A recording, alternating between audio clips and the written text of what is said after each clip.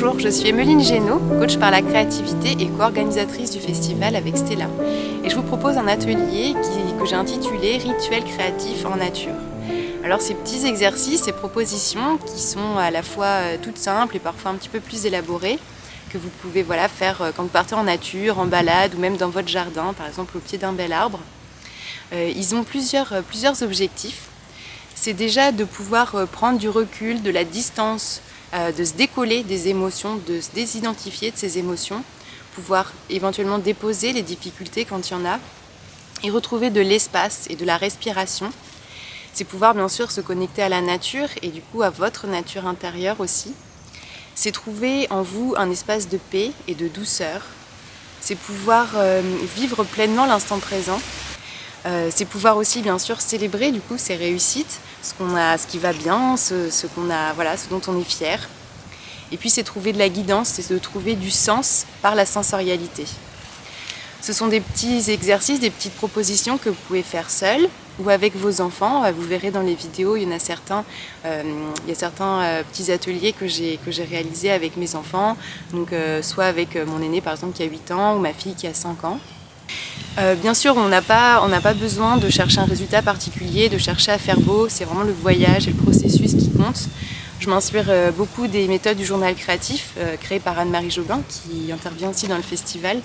C'est une pratique que j'ai depuis 8 ou 9 ans et je crée des ateliers avec Bénédicte Lepeu qui est animatrice certifiée auprès d'Anne-Marie Jobin. Donc c'est le processus qui compte. L'idée c'est de retrouver notre enfant intérieur qui est assez espiègle, qui aime ce côté ludique, joyeux et qui est en même temps très sage.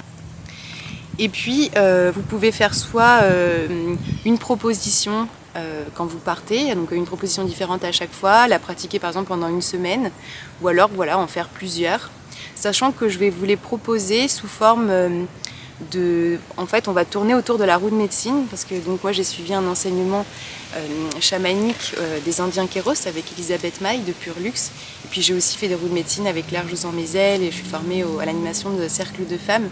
Donc prenez-le comme quelque chose de ludique, si vous n'y adhérez pas ça vous empêche pas du tout de faire les exercices, vous pouvez et donc en fait moi je me base aussi sur les rituels de connexion à la nature, les routines de connexion à la nature qui sont dans le modèle des 8 Shields. J'ai suivi aussi un cercle sur cette thématique et je le pratique depuis. Et notamment, ce que je vous propose, c'est de vous trouver une place médecine. C'est pareil, c'est pas obligatoire. Ça peut être à chaque fois que vous partez en balade, vous partez avec votre petit hôtel par exemple, ou un petit peu de matériel créatif.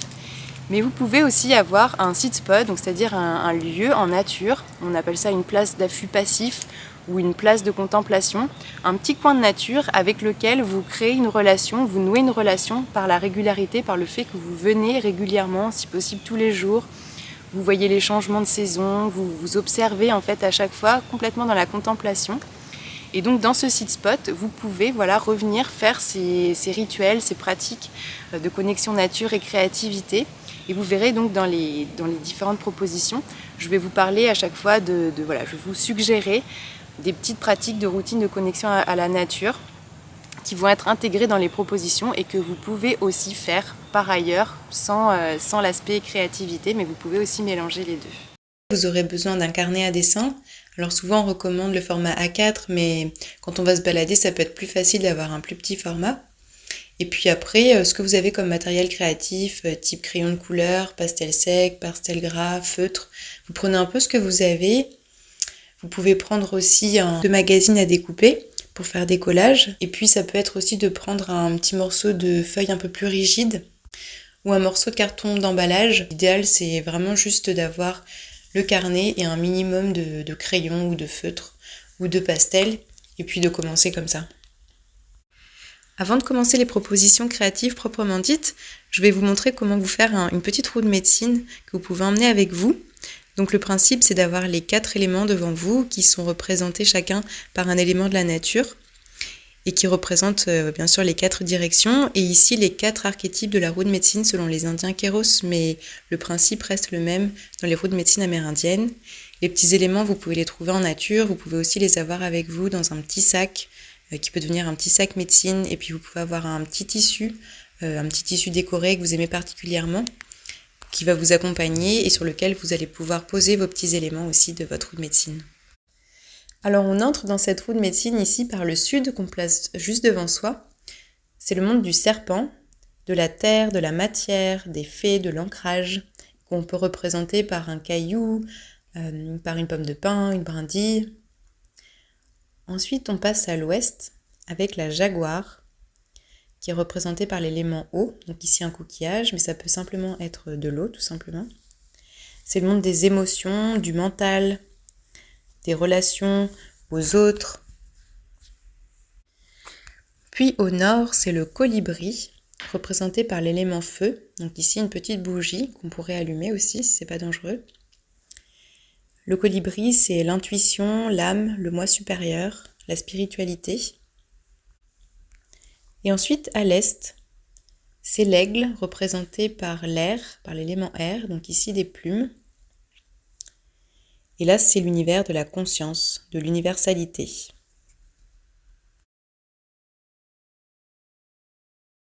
Alors on va commencer avec le monde du serpent, le monde matériel, le monde de la terre.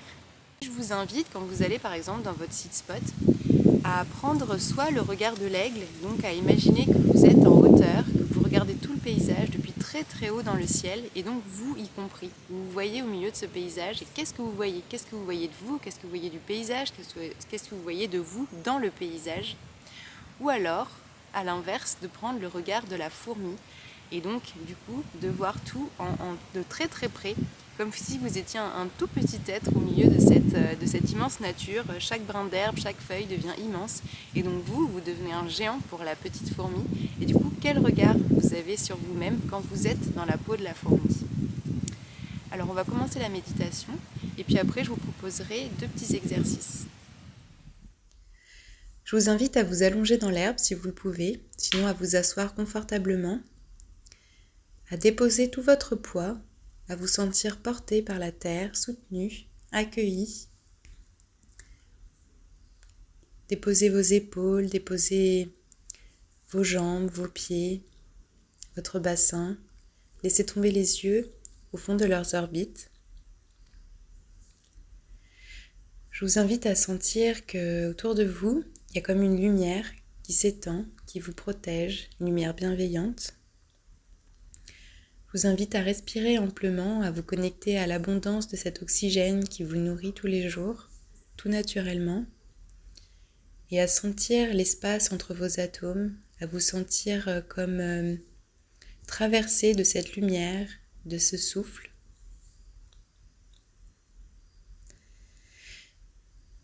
Je vous invite aussi à sentir la lumière du soleil sur vous, tout simplement.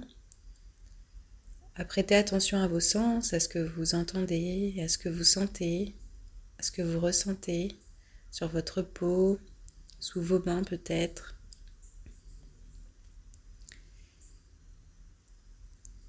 Et puis je vous invite à sentir comme votre corps peut prendre de plus en plus d'espace, comme il peut s'étendre tout autour de vous, de ce que vous percevez d'habitude de votre corps matériel, comme il peut s'étendre à 1 mètre autour de vous, puis à 10 mètres, puis à toute la forêt ou tout l'espace naturel autour de vous, et encore bien plus vaste, de plus en plus vaste, jusqu'à atteindre comme les confins de l'univers. Et tout cet espace, c'est vous, traversé par un souffle, par la lumière.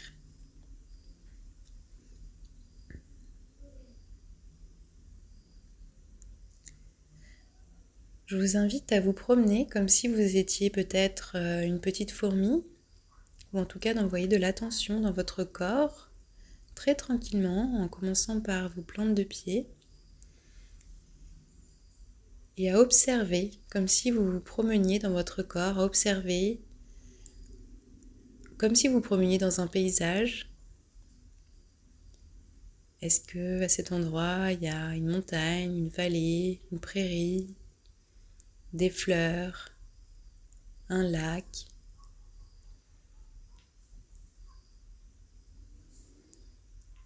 S'il y a des tensions, vous pouvez vous arrêter dans votre promenade et envoyer de l'amour, de la douceur, de la lumière dans ces tensions, sans les juger, sans vous juger parce qu'elles sont là, Les changements de la vie amènent parfois des déséquilibres et donc des tensions, un apparent chaos. Mais c'est souvent bon signe, c'est que voilà, il y a de l'évolution, il y a du mouvement. Donc est-ce qu'on peut juste envoyer de la douceur dans les tensions, dans les endroits où c'est moins fluide?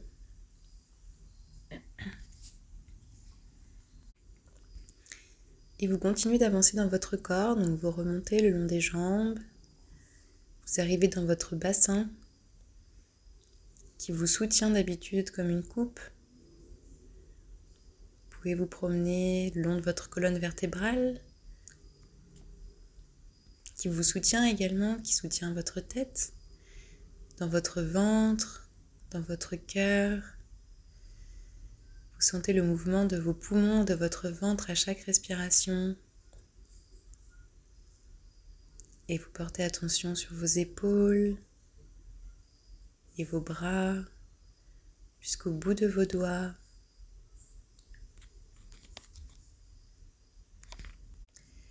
Dans la nuque, dans la tête, sur le visage. Et votre petite fourmi peut se promener sur votre front, vos sourcils, le long de votre nez, sur vos joues, sur votre menton, votre bouche, vos oreilles.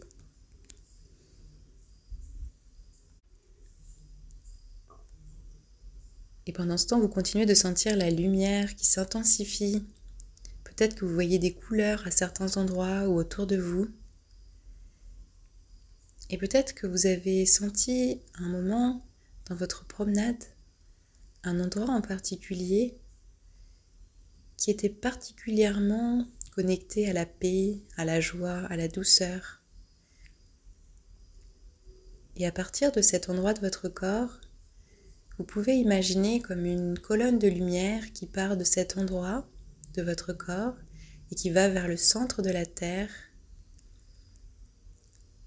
comme une énergie de lumière et d'amour qui tourbillonne de votre corps jusqu'au centre de la Terre et puis qui revient toujours en spirale, en tourbillonnant, dans un mouvement très ample, très doux, avec beaucoup de lumière et peut-être des couleurs que vous voyez, qui vous traversent entièrement, qui vous irradient et qui part vers le ciel, vers les confins de l'univers et qui s'étend tout autour de vous et dont chacune de vos cellules peut se nourrir, dans laquelle elle peut se ressourcer, se régénérer, se renouveler et se déposer.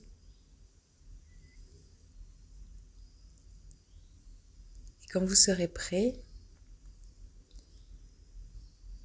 vous pourrez doucement remercier votre corps, remercier cette lumière et cette énergie, lui demander de rester avec vous pour vos autres aventures créatives en nature. Et puis bougez vos doigts de pied, vos doigts, vos jambes, vos bras. Et à votre rythme, ouvrir les yeux.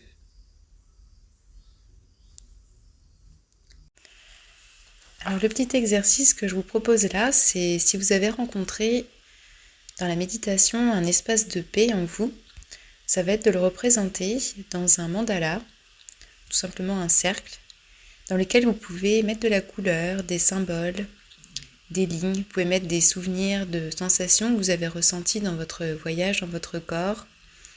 Vous pouvez aussi faire un collage, mettre des mots, tout simplement. Et puis ça, c'est quelque chose que vous pouvez faire avec vos enfants. Vous leur faites une petite méditation pour sentir leur corps, pour être à l'écoute de leurs sensations. Et puis ensuite, vous leur proposez de représenter ce qu'ils ont ressenti et particulièrement les sensations agréables, s'ils ont senti à un moment donné du bien-être, de pouvoir le représenter par des couleurs, par des formes ou par des images.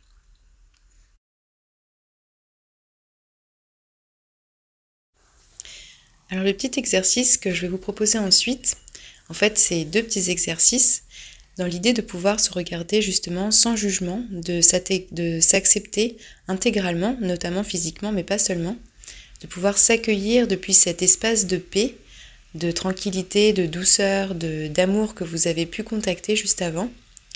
Ça va être déjà chez vous, devant un miroir, de pouvoir vous regarder suffisamment longtemps pour finir par vous voir par les yeux, selon ce qui vous parle le plus, de votre part la plus sage, de votre plus grand soi, ou même de Dieu, de la source, de l'amour. Et puis là, quand vous êtes en nature, ça va être de faire un autoportrait très libre, très spontané, en touchant en fait votre visage. Donc au fur et à mesure que vous touchez votre visage, vous dessinez des lignes, vous mettez de la couleur, exactement comme ce que vous ressentez sous vos doigts. Donc il peut y avoir à un moment donné une ligne, vous allez pouvoir sentir vos sourcils, vos cheveux, donc comment vous allez les représenter, peut-être avec du pastel sec en aplat, peut-être les os d'une manière différente.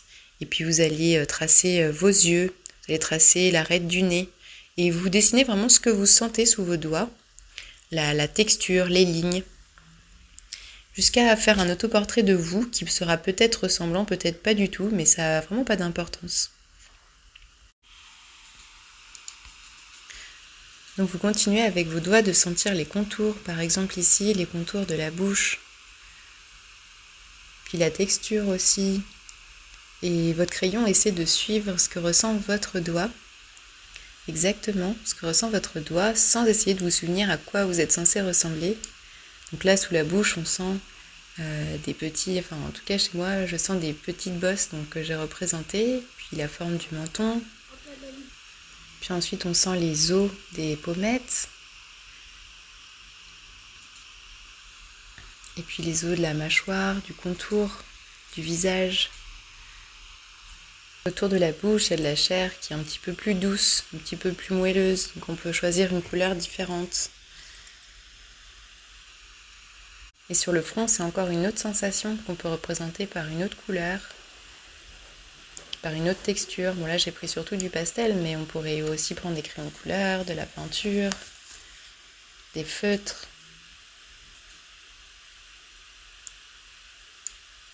Et moi là j'ai le bout du nez qui rebique un peu, donc pareil j'essaye de le représenter. Comment je vais représenter cette sensation que j'ai quand je touche mon nez.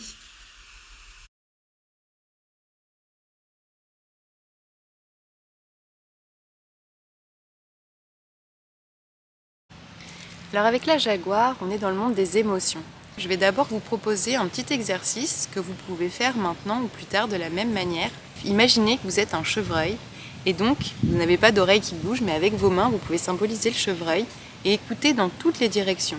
Au-dessus, sur les côtés, derrière, devant bien sûr. Vous pouvez fermer les yeux et vous concentrer sur tous les sons qui sont autour de vous, d'où ils viennent, à quoi ils ressemblent. Et au bout d'un moment, quand vous êtes prêt, vous pouvez prendre plusieurs crayons et votre carnet et puis dessiner ces sons en essayant de les placer sur votre feuille comme vous les entendez de l'endroit où ils viennent. Donc ça va être un exercice ludique. Le but c'est effectivement, là non plus, ça n'a pas d'importance que ça ressemble vraiment à la carte sonore de votre lieu. Ça ne va pas être une carte qui va cartographier le site spot. Ça, c'est un exercice de routine de connexion à la nature, de dessiner la carte de votre site spot. Et là, on va vraiment faire une carte sonore. Alors, si vous entendez un oiseau, de quelle couleur serait le chant de cet oiseau? À quoi il ressemblerait? Est-ce que ce serait une spirale, un trait droit, un trait ondulé? Si vous entendez un bruit, comme là, une voiture, à quoi ça ressemblerait? Ça peut être le pastel qui frotte sur le papier, ça peut être des petits points aussi. Voilà, laissez-vous aller. Comment vous représenteriez les sons que vous entendez et à quel endroit? Donc vous pouvez faire ça si vous le souhaitez maintenant et mettre en pause la vidéo. Ou vous pouvez vous amuser à le faire à un autre moment, notamment avec les enfants par exemple. Et là on va rentrer dans l'atelier de la Jaguar. Et donc ici ce qu'on va vouloir faire, c'est ce double mouvement à la fois de célébration de tout ce qui va bien, de tout ce qui nous fait de la joie, de tout ce qu'on réussit, et de compassion pour vous-même, pour tout ce qu'on réussit moins bien, pour tout ce qui n'a pas les résultats qu'on avait escomptés, qu'on avait attendus. De pouvoir sortir un peu du bavardage mental et puis de pouvoir exprimer les choses pour les déposer, pour pouvoir prendre du recul avec, pour pouvoir s'en désidentifier, pour que justement cette part de paix en nous qu'on a contactée juste avant puisse regarder tout ça et nous apporter sa confiance. Et puis ça nous permet aussi d'accompagner et d'accepter les cycles de naissance, évolution, croissance et mort, et puis renaissance de nouveau, d'accompagner le changement. Les périodes de bouleversement, les périodes d'évolution et de changement sont souvent des gros challenges, sont souvent confrontantes. Donc voilà, l'idée ça va être de pouvoir déposer tout ça dans cet atelier. Alors ce que je vous propose d'abord, donc toujours dans l'auditif, comme on a fait juste avant avec la carte du site spot, si vous l'avez faite, ça va être d'écouter les oiseaux très attentivement.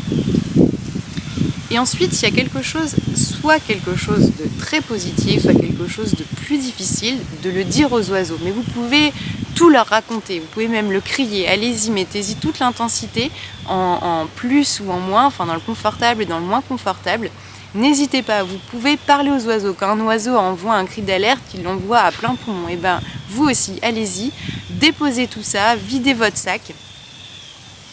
Ensuite, je vais vous proposer de faire une sorte de liste à la Prévert, donc soit en écriture, soit en collage, si vous avez emporté des revues avec vous, soit par le dessin, mais vraiment juste avec des symboles, quelque chose de très simple, même ça peut être du gribouillage, juste en même temps que vous dessinez, être conscient de tous les éléments positifs de la situation, même si elle est compliquée, ou de l'émotion que vous ressentez en ce moment, ou même peut-être du chaos que vous ressentez en ce moment, mais tout ce que ça vous apporte de positif. Et n'hésitez pas à passer par les sens. Ça peut être, ou même de vous concentrer en ce moment présent. Qu'est-ce qui vous fait de la joie? Pourquoi est-ce que vous avez de la gratitude? Ça peut être pour le vert d'une feuille, pour la douceur du vent, pour le rayon de soleil qui se pose sur vous. Quelque chose de très simple, très spontané. Donc vous écrivez tout ça, ou vous faites un collage très spontané en feuilletant votre revue, vous déchirez quelques images, vous les collez sur votre page, ou par le dessin, donc du gribouillis, quelques symboles, quelque chose de très simple mais qui vous connecte vraiment à toutes ces petites choses dont pour lesquelles vous pouvez avoir de la gratitude en ce moment. Et ce que je peux vous proposer maintenant, c'est de chanter cette liste, si vous l'avez écrite, ou de chanter une chanson à partir de votre collage ou de votre dessin aux oiseaux. Alors ça, chanter aux oiseaux, ça fait partie des routines de connexion à la nature et j'adore, je trouve ça génial. Donc chanter, c'est pareil, sans souci de justesse ou de beauté du chant, mais juste leur offrir ce chant-là, offrir votre gratitude à la nature.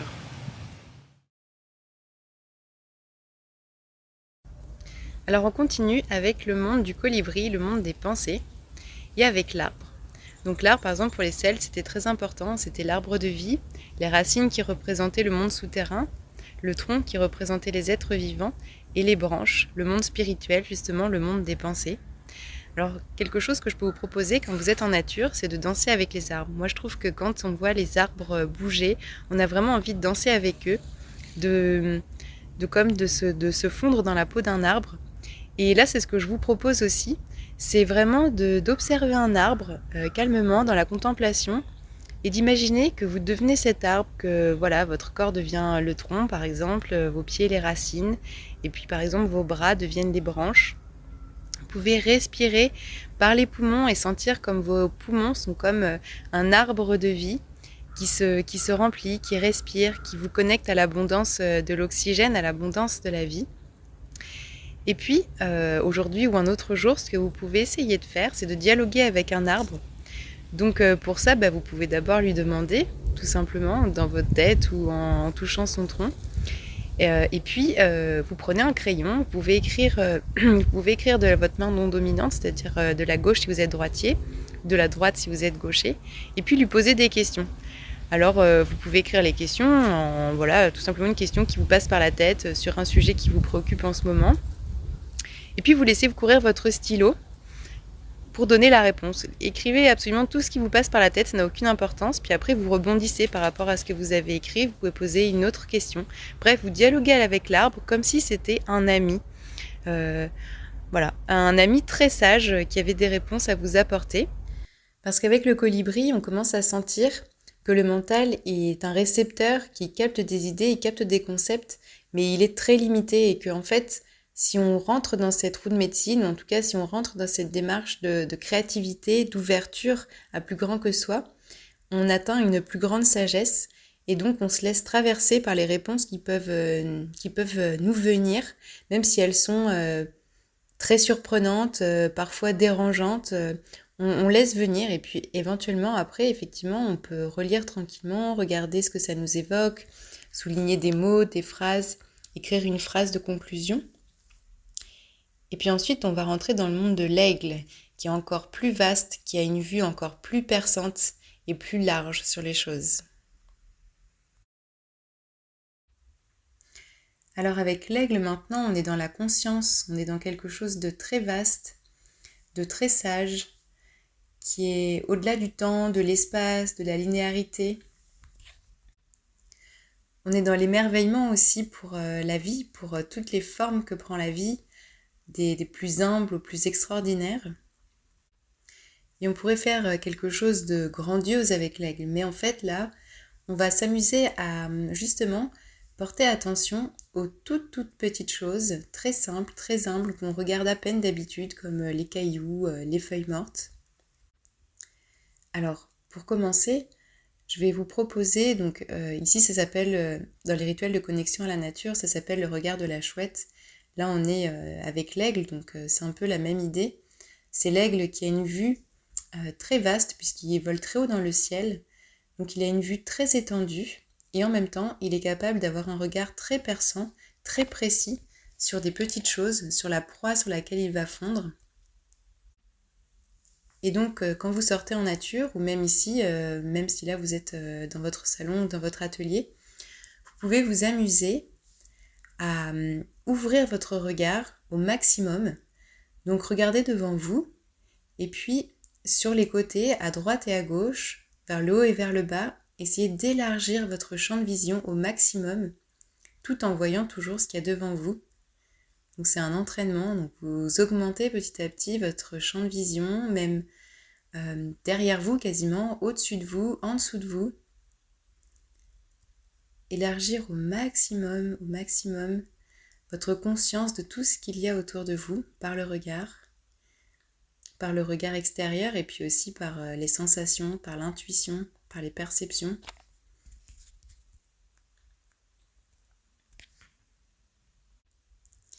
Et puis ensuite, on va s'attarder sur une petite chose que notre regard perçant aura découverte. Donc si vous êtes dans la nature, c'est plus facile. Vous allez certainement trouver une petite pierre, une petite feuille, un insecte, même un oiseau.